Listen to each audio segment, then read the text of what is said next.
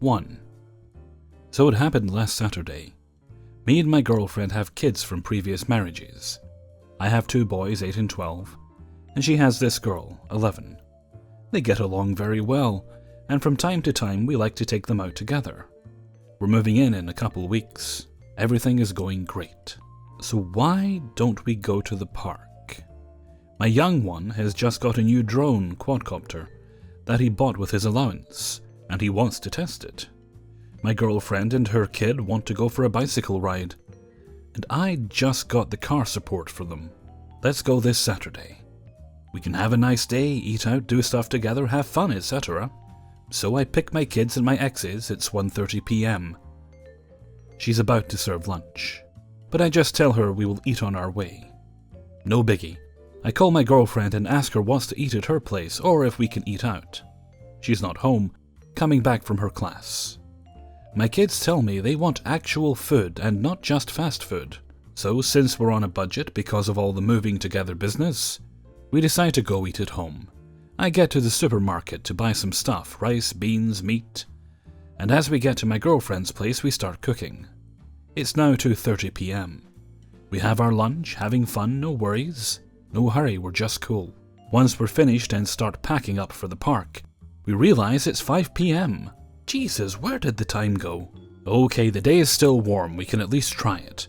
No sense telling the kids we can't go anymore just because we're a little lazy. Let's put the bikes on the support and go. So my girlfriend's bike is all set, but her daughters have flat tires. Damn it. Do we have a pump? Yes we do. But where the hell is it? Kids go looking for it, but no one can find it. Never mind, we can fill the tires at some gas stop on the way, no problem. It's 5:30 p.m. and we're on our way. Now the reason we're moving in together is mostly because my girlfriend lives about 13 kilometers from me, and I live about 10 kilometers from the city. So yeah, her house is far. That means we take an hour to get to the point where we can choose which park to go to. Nice, it's 6:30 p.m. and we don't know where to go.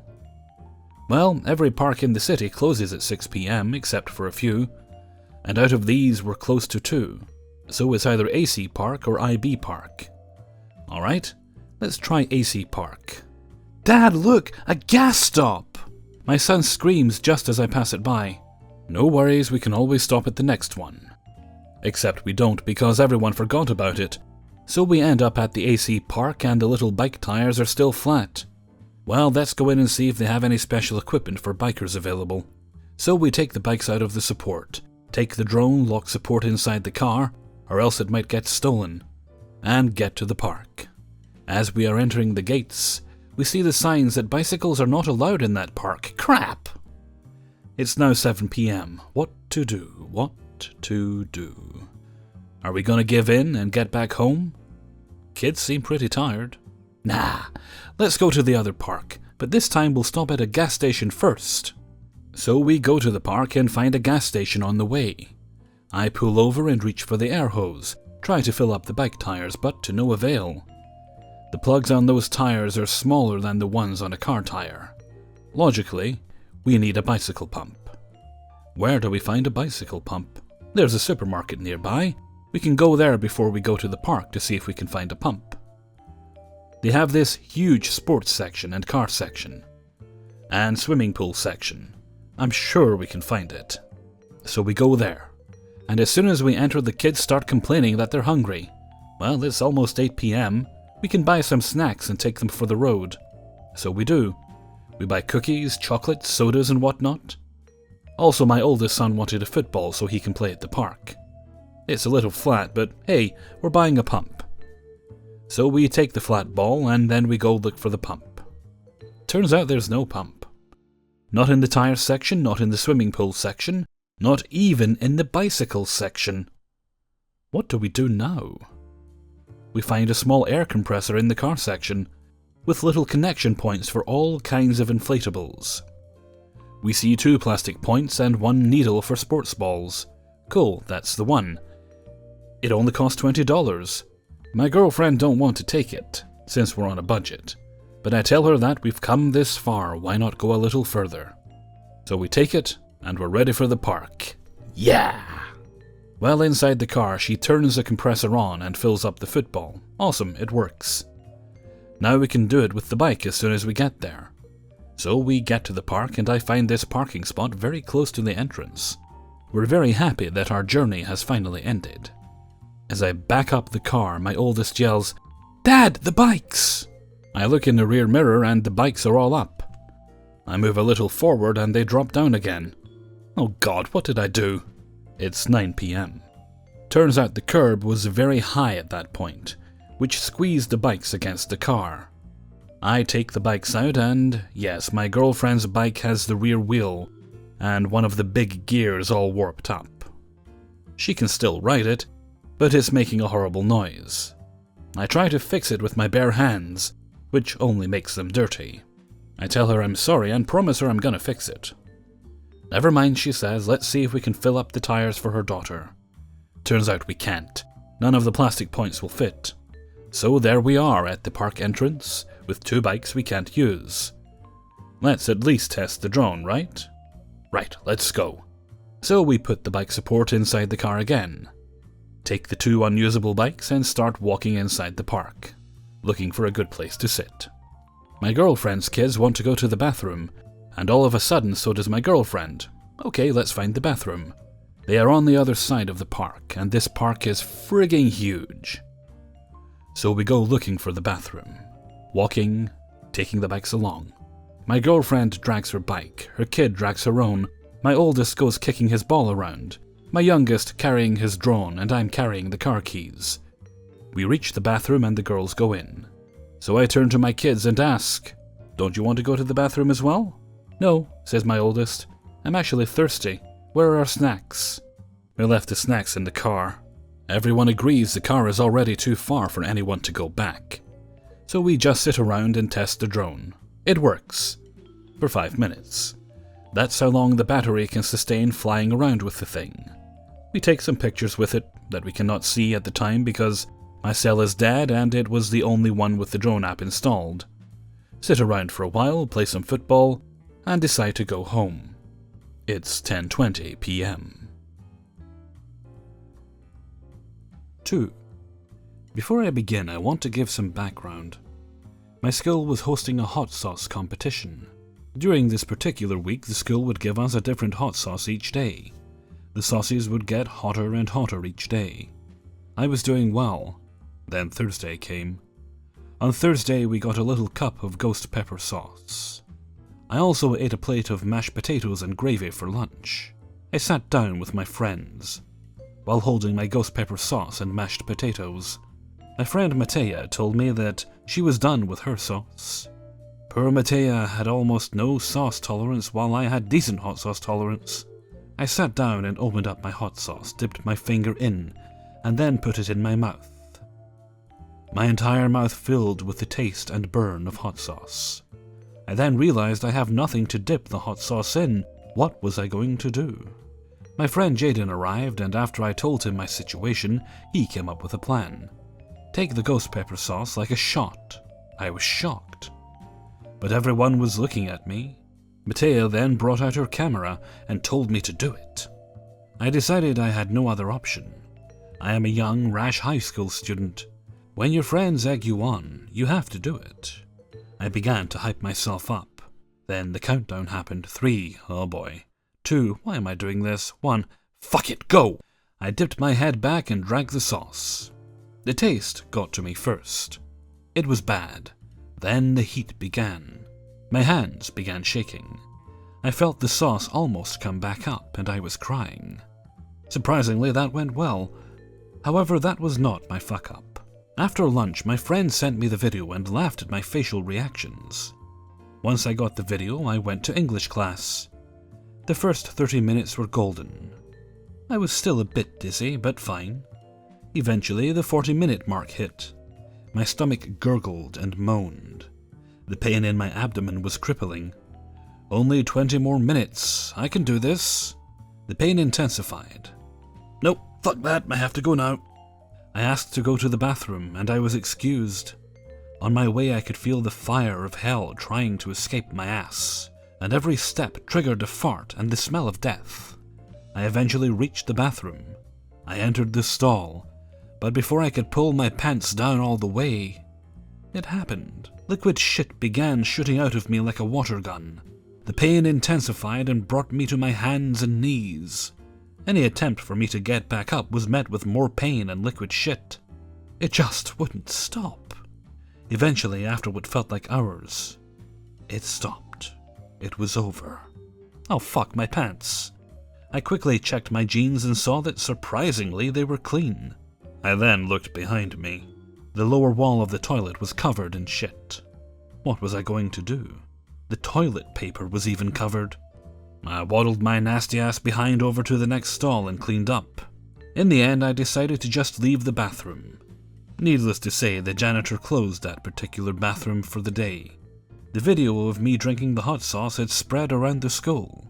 I was now considered a badass. Little do my classmates know that with badassery comes a terrible struggle that I do not wish upon any living creature. 3. I started seeing this girl. She was different, and I knew at that time I really liked her and loved her company. I decided it's time you met Mum. I'm just gonna say it'll be an experience and you'd best be aware of this. Kay was confused about this, asking if she should be worried. Not at all. I promise you'll have a new friend, but I'm just gonna say it'll be an experience. So me and Kay are sitting in the living room, Mum is being nice, chatting away, and Kay lets me know she's having a good time. My mum comes back with photo albums looking for some guy from her school days that had a funny birthmark on his face, and wondered if Kay knew him. I had to point out, we are nearly half your age, Mum. There's no fucking chance. Politely, Kay humoured her, and it turned out she did know him because he used to be a neighbour. Amazingly. Mum runs off and I give Kay the eyes and whisper that we'll go upstairs soon and chill. 5 minutes pass with noises of rummaging from a cupboard. I shout through, "Mom, what are you doing?" With no intention of the comedy gold in her reply, she goes, "Oh, sorry used to, I'm just looking for the invisible thread." Okay, now you see where my crazy comes from, I whisper to Kay. So Mum's back, and now balls deep in the story of 3 nights ago she was looking out at the dark starry sky from the living room window and says that there's a satellite or some alien craft trying to communicate or something. On the back wall there is a consistent blue flash that can only be coming in through the window. I burst out laughing and apologize to Kay, for this is too much even for me. My mum starts saying stuff like, "Honestly," and "Turn off the light, see for yourself." Kay was laughing, so to impress her I say, "Okay Mum, I'll play along." As I stand up and turn off the lights, walking back to the window, I put on my Attenborough voice and jazz hands taking the piss. Boom! Blue flash on the back wall. I stop like I'm ready to pounce or something. Looking at Kay I say, "Did you see?" She's already agreeing, then boom! Again, blue flash, black wall. I look to the sky, to Kay, to Mum, at myself for doubting her. Again, flash. "It's a pattern," I say, "some sort of alien Morse code," as I look up to the vast darkness looking for the mothership. I run over to the back wall to see if the alien light makes me feel strange, or beams me up or something, only to realize my mum's flip phone is on the piano, and it flashed every 30 seconds to make it easy to find, I guess. I tell Mum this is your alien, and she says, "Oh, I wondered where I left that." Come on, Kay, I am so very tired. Good night, Mum. I told my friend this story, and she said that one Hogmanay, New Year, watching everyone on the telly counting down from 10 and hearing the fireworks kick off, on telly and outside, her mum, without any intentions of it being a joke, or funny at all, casually asked, "What time is it?" I fucking love that story. 4. This story happened around 4, maybe 5 years ago. I had gone out with my cousin, let's call her C, and a couple of friends, H and E, for my birthday, which is just a few days before Christmas, so you can imagine the hell and or bedlam that night was. At around 11 PM, C said she wasn't feeling like being out anymore, and was going to head back. I looked at my opinions, since my other friend H had gone home too. It left me with the only person left in my party, who was the kind of guy who enjoyed being on the pool, and was waiting for his wingman B to turn up. Night out being third wheel or early night chilling back at my house? I took the latter, and we took a taxi home. Fast forward to about 2 or 3 a.m, C and I are in my living room watching DVDs, when E gives me a call to see if it was still okay for B and him to head to mine. We had previously made arrangements that he could stop at mine on the sofa. I told him that's fine and we wait for them to arrive. When they did, there was much laughter, merriment, and storytelling going on, and I told the 3 of them about the time that I accidentally got Scotch bonnet, a bloody hot type of pepper for those of you unsure, in my eye, and just how much it burnt. I was helping my friend cook. Not one of the people there, obviously, and she asked me to chop the Scotch bonnet. And you can pretty much guess the rest. I finished, cleaned up, and rubbed my eye, then came out with lots of colourful language, while trying to get water in my eye didn't help. Then the brain kicked into gear, and I went and got milk. This is where B proceeds to call me a pussy and started mocking me. Now, I don't normally get wound up about these things, but alcohol?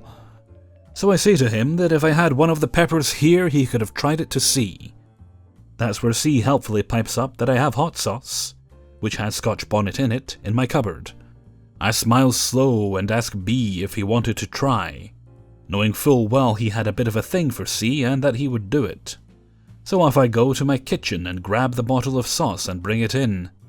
He dips his pinky finger in the lid, pulls down his eyelid and puts a little on the lower lid. It took only seconds from him putting the bit in his eye to go from B saying, "Nah, this isn't burning," to going red and rubbing his thighs, almost shouting for me to get some milk to put in his eye.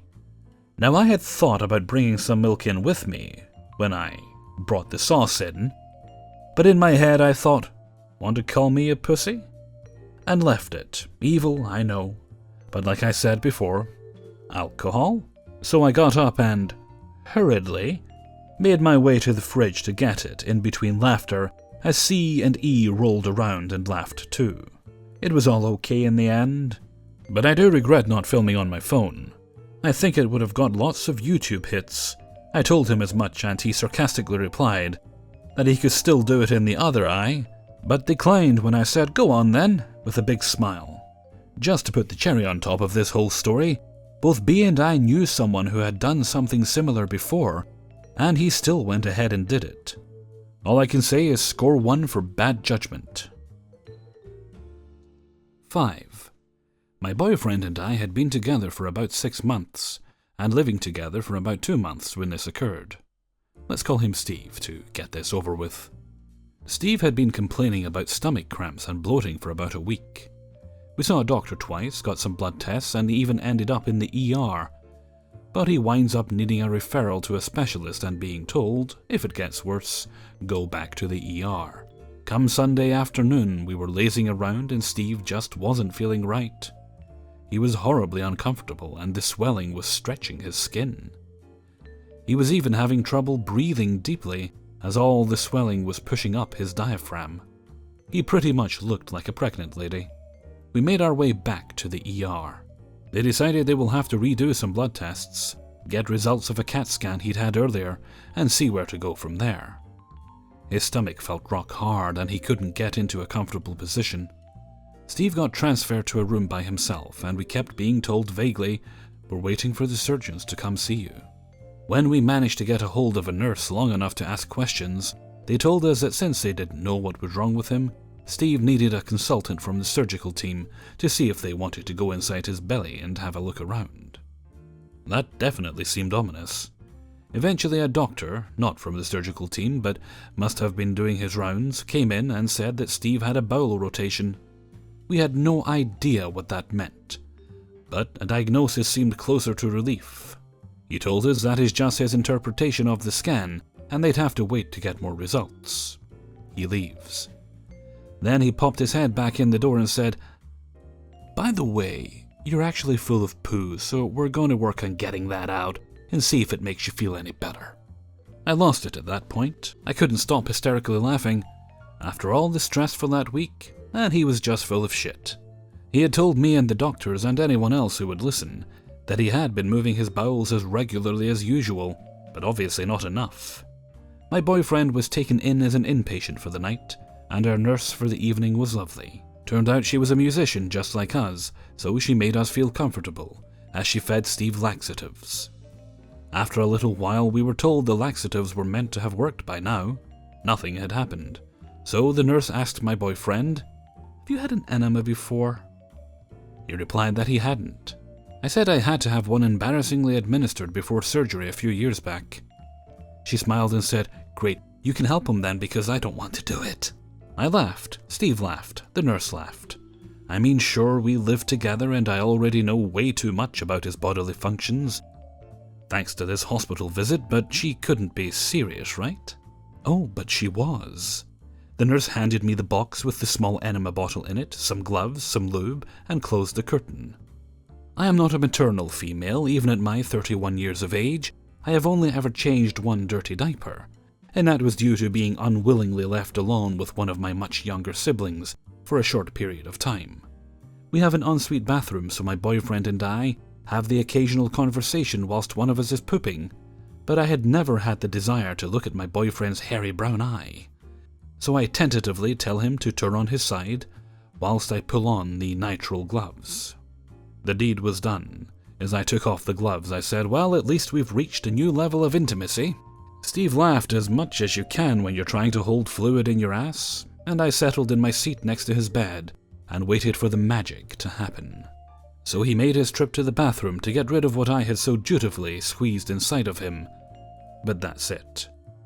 No urgent need to empty his bowels, no rumbling from the tum. He's still swollen and apparently still full of poo. The nurse came back and explained he was going to need 4 more enemas. No small little bottles like I had used, no. She had a long hose which she slid a long way in, and it had a funnel on the end that she could pour liquid into.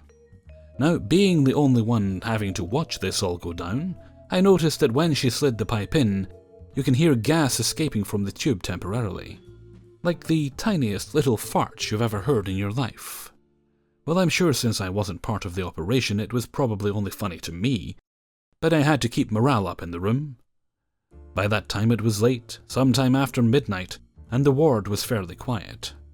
Now Steve noticed a movement. He felt an urgency he had never felt before, and he ran to the bathroom as fast as a man in a hospital gown whilst trying to hide his naked buttocks, and holding in what his body so desperately wanted to eject. Could. For the next 5 hours, my boyfriend spent his time rushing to the bathroom, giving birth to his baby-sized poo build-up, and then slowly coming back onto his hospital bed. The nurse continued to give him some more laxatives, and by 9 AM things had slowed down. His diagnosis was basically what they told us the night before. He had a bowel that was at an angle, and he was chock full of the brown stuff. They sent us home saying they didn't need to do anything else, as long as he kept going to the toilet regularly. So that's the story of the night a nurse made me give my boyfriend an enema, and learned far too much about his poop.